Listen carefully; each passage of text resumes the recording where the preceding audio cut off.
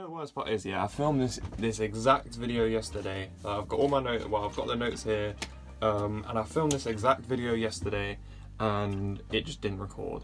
So here we are again, making the same video, and let's hope this time it records. So today we're going to be going through my prediction of the top scorer for each Premier League team next season.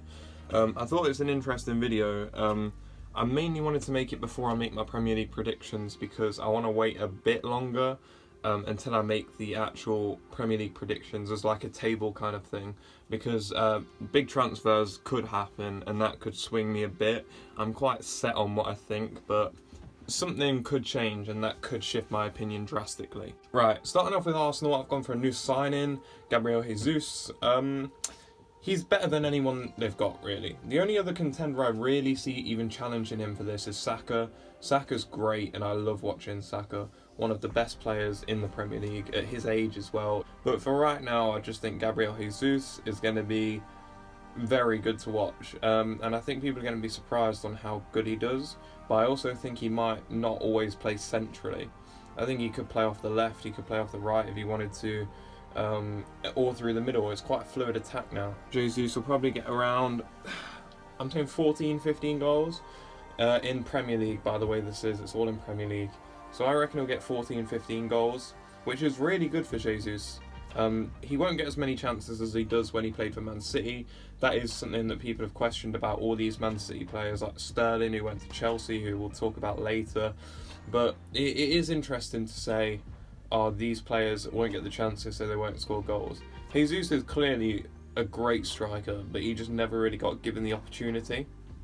Even when he was playing, he wasn't really playing as a striker. But he scored clinical goals for Manchester City, and I think that he will do the same for Arsenal. For Aston Villa, I've gone for Ollie Watkins. Ollie Watkins, I was thinking obviously between Ollie Watkins and Danny Ings, but I wasn't too sure last season who was the primary striker. I think it was usually Danny Ings if he played, but Ollie Watkins, he's a good young striker, but I think him and Danny Ings should be able to share the load a little bit. So I think maybe Ollie Watkins will get around 10 goals. I think he'll hit 10 goals in the Premier League. It's just whether he gets enough game time under Steven Gerrard. I don't know how he's really going to want to play, or what he's really going to do with the team. For Bournemouth, I've gone for Solanke. Now, he was really good for them in the Championship last season. However, I do wonder what he's going to do in the Premier League, right? Because this happens a lot with these sort of players who are really good in the Championship, like Mitrovic as well, like Pukki. Like a lot of these strikers that come up, they just can't hack it in the Prem. He wasn't very good last time he was in the Prem either. They spent a lot of money on him from Liverpool, so I hope he comes out well. But either way, Bournemouth are getting relegated, and it's not really a discussion. For Brentford, I've gone for Ivan Toney. I love Ivan Toney. I used to have him. I explained this on the video yesterday, but I used to have him on like FIFA. I can't remember what FIFA it was, but when he had like a team of the season when he played for Peterborough. And then I also had Ollie Watkins when he played for Brentford on that FIFA, and they were like two of my favourite team of the seasons. I was like, these two are going to be great. But yeah, I really enjoy Ivan Toney. He had a decent time last time. It's just whether they can get someone in to replace Eriksen to kind of facilitate the other players in scoring these goals and creating opportunities, because that's what Eriksen did so well last season when he was playing for them. So I really think that Toney will probably get... It's hard to say without a creator there. I reckon he'll get 12 goals. I'll say 12 goals because I like Ivan Toney. For Brighton, I went for Maupay. Or, this is a caveat now, because their new striker, I can't say his name. It begins with like a U or something. Apparently he's really good, but I can't comment on him because he's come from the Belgian league and stuff where he scored a lot of goals, obviously. I haven't watched him play. He's got good stats, but is he going to perform that way in the Premier League? And is Brighton even going to start him? But Maupay is the safer option, being as I think he's been their top scorer before. I think he won't get more than 8 goals though, which probably isn't great, but I think they get a lot of contributions from their centre-backs and stuff and other players around them. So I don't think it's the worst thing in the world, but that new striker could come in and be their top scorer pretty much instantly. For Chelsea, I've gone for someone that isn't confirmed yet, but it's like pretty much happening. It's like 100%. So I've gone for Raheem Sterling. Raheem Sterling for Chelsea. I think he's going to be the only real good winger or even striker. Unless Chelsea can sign a good striker, like they're trying to sign Ronaldo, they're trying to sign a few strikers to replace Lukaku, which is a good idea, isn't it, really? Because right now they don't have one. So Sterling right now, for me, is the only person on that team that is going to be able to score goals. I don't think Sterling is the best player in the world. Man City have given him so many goals because he got so many opportunities, and he did miss a lot of easy chances. However, we've seen when he plays for England and even when he plays for Man City, he can do it, and he is a great player. I just think Chelsea fans might be getting a bit overexcited about the prospect of him coming and scoring loads of goals. I think he'll probably get around like 13 goals in the Prem next season, which would be good. But if that's your top scorer, I'm not sure you're going to be as successful as a lot of Chelsea fans think they are. For Crystal Palace, I've gone for Wilfried Zaha. I love Wilfried Zaha. He's got the best passion in the Premier League and gets very angry, so I enjoy it. I think he'll probably get around 13 goals as well. That's what he usually kind of gets. For Everton, I am very worried for Everton. Everton seem like they could be in a lot of trouble. DCL I've gone for mainly because they've lost Richarlison.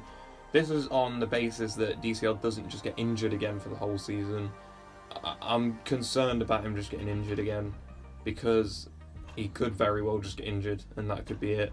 And they could just get relegated because of it. Like they haven't done enough in the transfer window, in my opinion. I think they've signed James Tarkowski, and that's about it. He's a good centre-back, but I don't think he keeps you up in the Premier League. They need to sign someone and quite soon, and I don't know if they have the financial ability to sign anyone that good. So we need to see what happens with them, but it really isn't looking good for Everton. I think Dominic Calvert-Lewin, when he's fit, he gets 15 goals. Where if he's not fit, he gets around 5 goals. And then he wouldn't even be the top scorer for Everton, in my opinion. But that is just the way Everton are going to be if they don't sign better players. Moving on to Fulham. Now, this is another team which I said are just going straight back down. It all depends on Mitrovic. Mitrovic scored the most goals in the Championship in their history last season. I can't remember how many goals it was, but it was a crazy amount. But every time, he's had so many chances in the Premier League. I don't know whether he's actually going to be able to do it this time. And from previous experiences we've had with him, it seems as though he can't do it, and he just can't hack it in the Prem.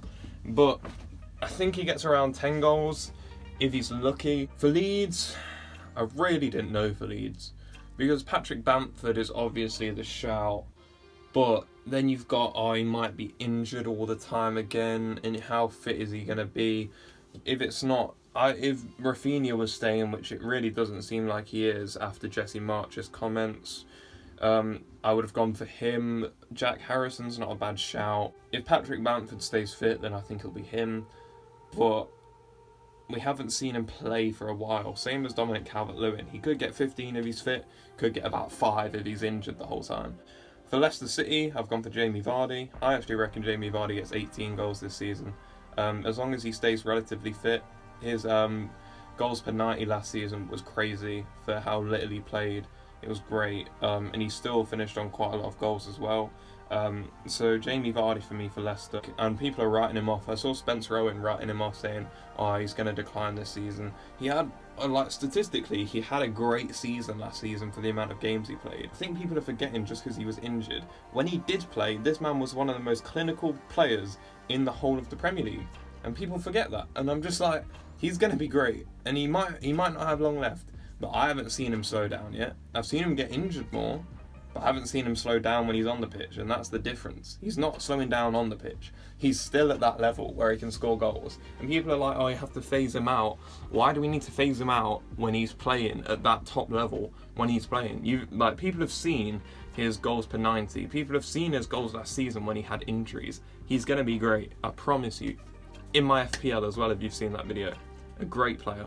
For Liverpool, I've gone for Mohamed Salah. 22 goals I think he's going to get, especially when Sadio Mane's not there to split the load with him. I think he'll get more goals than he did in previous seasons because he's not sharing the load, but I don't think Liverpool as a whole will get more goals because I just think Salah will pick up what Mane has left. Man City, I've gone for Mahrez because I don't believe that Haaland is going to score as many goals as people think he is. I reckon Haaland scores 15 goals next season. I don't think he starts as well as some people think, and that is probably on me thinking I love Haaland and I love watching him when he used to play for Dortmund. I used to watch that. I'm a big fan of the Bundesliga. I love the Bundesliga. It's just not the same. Where people saying, "Oh, he scored all these goals." Bundesliga defenses, horrible defenses. They play such a high line, and it's not the same thing. I don't know how well he's going to do playing week in, week out. And whether he gets injured more or not, that's a question as well. I just think Mahrez is very consistent, and I think Mahrez gets around 13, 14 goals in the Prem. No, I'll say 16. I'll say 16 goals for Mahrez, which is crazy because Mahrez doesn't even play half the time. But I'll say that for Mahrez just to back up my point that I think Haaland's going to get 15. It's been a lot getting in my way today, honestly. I'm trying to record a video and it's not going well. So, Yaya Toure top. Classic. Love that top. Right, we're back. Right, for Manchester United, I've gone for Ronaldo. But this is on the basis that he actually stays at Manchester United, which he very easily could not. But on that basis, I've gone for about 19 goals for Ronaldo. The second best player of all time. However, he's quite old now at this point. But as long as he plays, he's pretty much guaranteed goals. For Newcastle United, I've gone for St. Maximin. Mainly because I'm not sure if Callum Wilson's going to play. He's always injured and it's quite annoying. Chris Wood is awful, god awful. Honestly, he's god awful. So I've gone for St. Maximin. I reckon he'll get about 12, maybe. He's in my FPL, so hopefully he gets about 40. But realistically, he'll get probably about 12, 13 goals. Hopefully. Nottingham Forest. Now, in my opinion, Nottingham Forest could also very easily go down. I've gone for their top scorer last season, I think. Brennan Johnson. I think he's Welsh. He seems alright. He's attacking midfielder. I just don't think they've got the firepower they need. I don't know who's going to score all the goals for them. Like, when a championship team comes up, they usually have one guy that will score all the goals. Or score a lot of the goals. And even then, they might not stay up. Like Mitrovic for Fulham. I just don't see you scoring the goals for Nottingham Forest. I think he'll probably get around 7, maybe 7, 8. Southampton. Now, I looked through Southampton's team and I was quite disappointed with who they've got and who can score the goals, pretty much.